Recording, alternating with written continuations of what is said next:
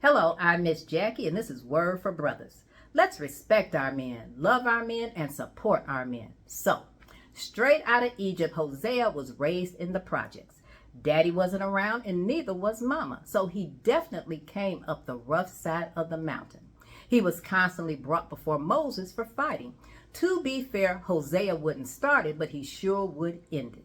So when the Amalekites attacked the Israelites, Moses called on Hosea to lead the charge, which he did, killing them all.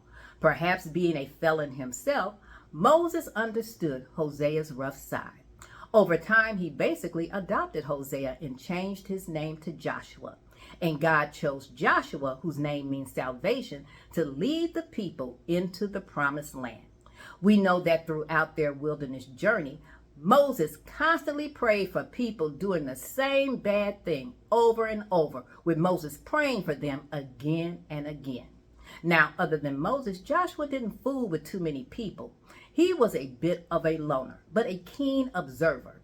Over the years, Joshua had watched Moses doing practically backflips for these people. He told them the law so they can have order in their lives, only to have most die in the desert. With that, Joshua knew he was leading a generation in mourning and confusion.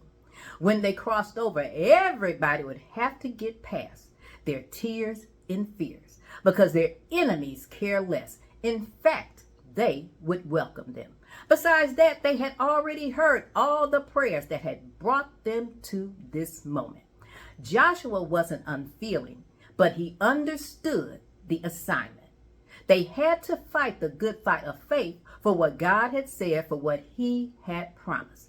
Frederick Douglass said, "I prayed for freedom for 20 years, but received no answer until I prayed with my legs." It was time for the children of Israel to go forward.